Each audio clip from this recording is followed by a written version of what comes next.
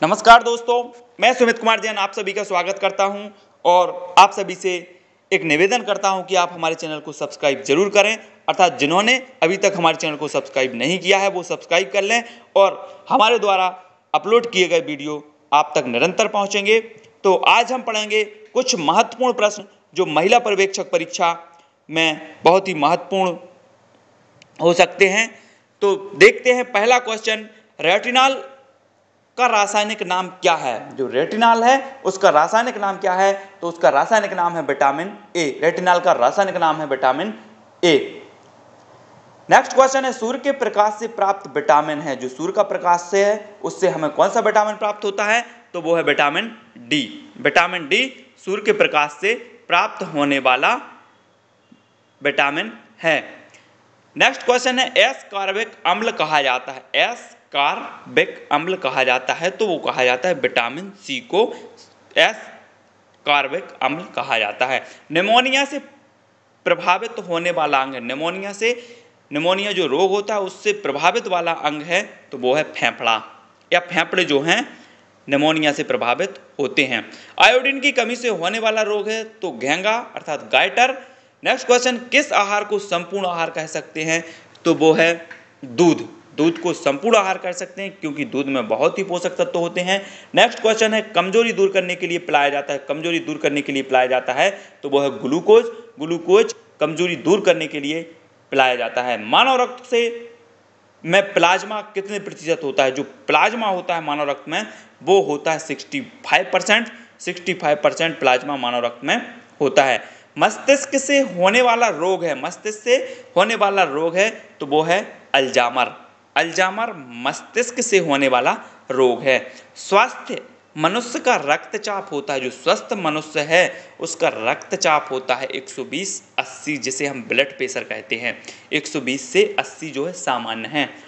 Next question है, सर्वग्राही रक्त समूह है। सर्वग्राही जो रक्त समूह हैं वो है ए बी, अर्थात जो जिसका ए बी रक्त ग्रुप है या ब्लड ग्रुप है वो सर्वग्राही है, वो किसी भी ग्रुप का ब्लड ले सकता है। और नेक्स्ट क्वेश्चन है, टाइलिन एंजाइम पाया जाता है। जो टाइलिन एंजाइम पाया जाता है तो वो है लार में। लार में टाइलिन एंजाइम पाया जाता है। नेक्स्ट क्वेश्चन है, लार किसके पाचन में सहायक है? लार जो है वो स्टार्च के पाचन में सहायक होता है। लार स्टार्च के पाचन में सहायक होता है। पोलियो रोग फैलता है। जो पोलियो रोग है वो फैलता है विषाणु से। विषाणु से पोलियो रोग फैलता है। नेक्स्ट क्वेश्चन, पल्स पोलियो अभियान की शुरुआत कब हुई थी? जो पल्स पोलियो अभियान की शुरुआत हुई थी वो पोलियो रोग को मिटाने के लिए हुई थी और उसकी शुरुआत हुई थी 1994 से। नेक्स्ट क्वेश्चन है, समेकित बाल विकास योजना कब शुरू की गई? जो समेकित बाल विकास योजना है वो 1975 में शुरू की गई। कब की गई? 1975 में। बालकों का विकास, समेकित बाल विकास योजना 1975 में शुरू हुई। किस रोग के लिए टीका नहीं लगाया जाता? किस रोग के लिए टीका नहीं लगाया जाता? तो वो है मलेरिया। मलेरिया के लिए टीका नहीं लगता साहब। मलेरिया के लिए टीका नहीं लगाया जाता। कौन सा रक्त समूह सर्वदाता होता है? अर्थात कौन सा ब्लड ग्रुप है जो सबको दे सकता है? वो है ओ। हीमोग्लोबिन की मात्रा बढ़ती है पालक खाने से। आप पालक खाओगे तो आपकी जो हीमोग्लोबिन की मात्रा होती है वो बढ़ जाती है। पेस मेकर उपयोग किया जाता है। जो पेस मेकर है वो हृदय में उपयोग किया जाता है, जो पल्स को बढ़ाने में सहायक होता है। नेक्स्ट क्वेश्चन है, एमिनो अम्ल पाया जाता है। जो एमिनो अम्ल है वो पाया जाता है काय में पाया जाता है? प्रोटीन में पाया जाता है एमिनो अम्ल। नेक्स्ट क्वेश्चन है, पीलिया रोग में कौन सा अंग प्रभावित होता है? जो पीलिया रोग है उससे होता है लीवर। लीवर जो है पीलिया रोग से प्रभावित हो जाता है। प्लेटलेट्स की कमी से रोग होता है। जो प्लेटलेट्स की कमी से होता है वो लीवर का रोग होता है। सब लीवर का रोग होता है। किस रोग में रक्त का थक्का नहीं बनता? रक्त का थक्का नहीं बनता तो वो है हीमोफीलिया। हीमोफीलिया एक रोग है, उसमें रक्त का थक्का नहीं बनता। सबला योजना मध्य प्रदेश के कितने जिलों में लागू है? सबला जो योजना है वो मध्य प्रदेश के 15 जिलों में लागू है। सबला योजना मध्य प्रदेश के 15 जिलों में लागू है। मध्य प्रदेश में दीनदयाल चलित अस्पताल योजना कब से प्रारंभ हुई? जो दीनदयाल चलित अस्पताल योजना कब से प्रारंभ हुई? 29 मई 2006। 29 मई 2006 से दीनदयाल चलित अस्पताल योजना प्रारंभ हुई। कन्या साक्षरता प्रोत्साहन योजना कब प्रारंभ हुई? जो कन्याओं की साक्षरता के लिए जो प्रोत्साहन योजना है वो कब से प्रारंभ हुई? वो हुई 2008 से। 2008 से कन्या साक्षरता प्रोत्साहन योजना शुरू हुई। 2008 से ही होगी, क्योंकि 8 जो है महिलाओं का लकी नंबर है, अर्थात 8 मार्च को महिला दिवस मनाया जाता है, अर्थात 8 को ही कन्या साक्षरता प्रोत्साहन योजना प्रारंभ होगी। तो 2008 में कन्या साक्षरता प्रोत्साहन योजना प्रारंभ हुई। मध्य प्रदेश में पंचधारा योजना कब प्रारंभ हुई? जो मध्य प्रदेश में पंचधारा योजना कब प्रारंभ हुई? 1991। 1991 मध्य प्रदेश में पंचधारा योजना प्रारंभ हुई। घरेलू हिंसा से पीड़ित महिलाओं के हितार्थ कौन सी योजना लागू की गई? जो घरेलू हिंसा होती है, महिलाओं को पीड़ित किया जाता है, उसके लिए एक योजना की शुरुआत हुई थी, तो वो योजना है ऊषाकरण योजना। ऊषाकरण योजना घरेलू हिंसा से पीड़ित महिलाओं के हितार्थ योजना लागू की गई थी। गांव की बेटी योजना कब प्रारंभ हुई? जो गांव की बेटी योजना है वो कब प्रारंभ की गई थी, अर्थात कितने पैसे इसमें दिए जाते हैं गांव की बेटी योजना में? तो वो दिए जाते हैं 500 रुपये। 500 रुपये जो है गांव की बेटी योजना में दिए जाते हैं। नेक्स्ट क्वेश्चन है, घरेलू हिंसा कानून पारित हुआ था। जो घरेलू हिंसा कानून पारित हुआ था तो वो हुआ था 2005 से। 2005 से जो है घरेलू हिंसा कानून पारित हुआ था। नेक्स्ट क्वेश्चन, घरेलू हिंसा कानून से महिलाओं का संरक्षण अधिनियम अस्तित्व में आया।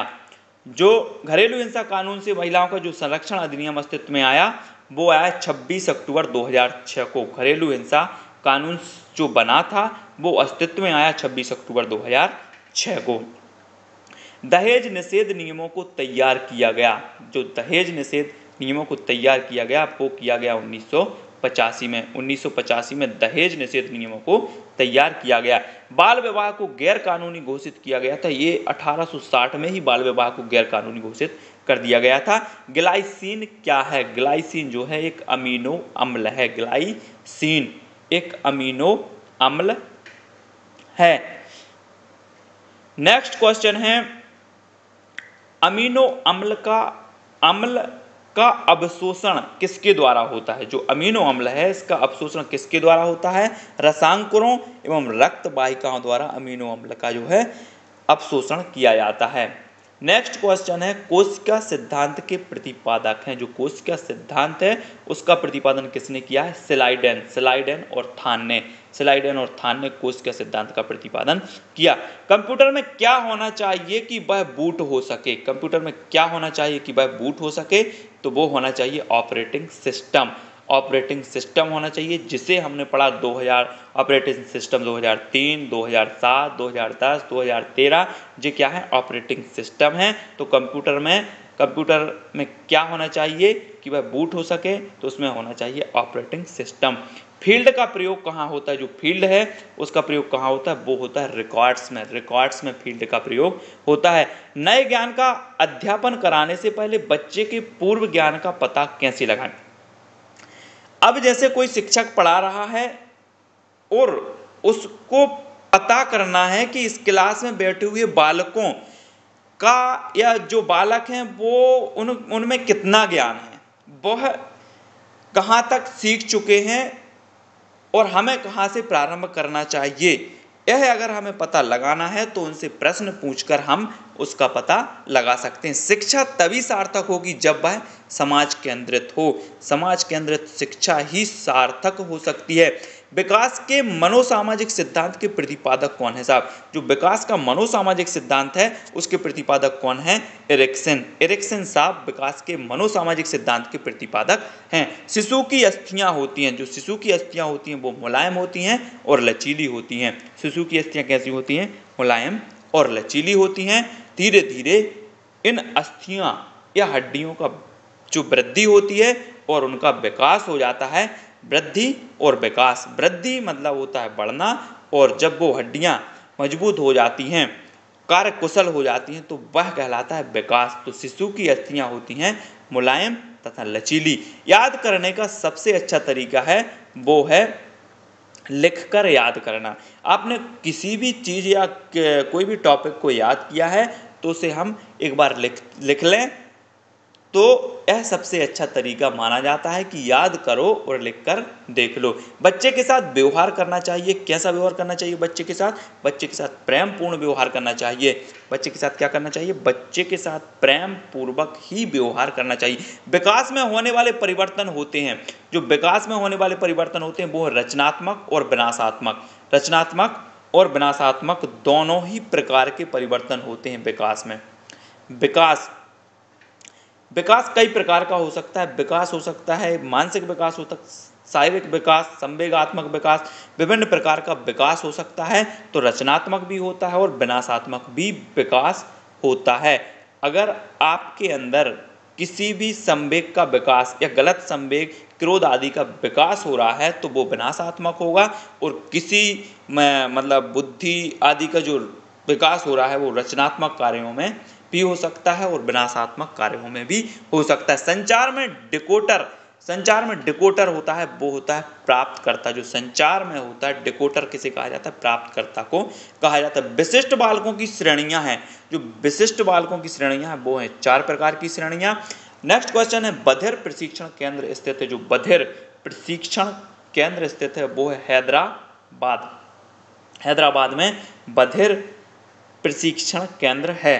राष्ट्रीय मनोरोग संस्थान कहाँ है? जो राष्ट्रीय मनोरोग संस्थान है वो भी हैदराबाद में ही है। राष्ट्रीय मनोरोग संस्थान कहाँ है? हैदराबाद में। नेक्स्ट क्वेश्चन है, मध्य प्रदेश में कितनी बालवाड़ियाँ हैं? मध्य प्रदेश में कितनी बालवाड़ियाँ हैं? तो उत्तर है 6। मध्य प्रदेश में 6 बालवाड़ियाँ हैं। नेक्स्ट क्वेश्चन, एक बालवाड़ी में कितने बच्चे लाभान्वित होते हैं? एक बालवाड़ी में कितने बच्चे लाभान्वित होते हैं? 25 से 30 बच्चे भी लाभान्वित होते हैं। तो दोस्तों, इसी प्रकार आप हमारे चैनल को देखते रहें और हमारे द्वारा विभिन्न प्रश्नों के जो वीडियो हैं अपलोड किए जाएंगे। आप हमारे चैनल को सब्सक्राइब जरूर करें। धन्यवाद।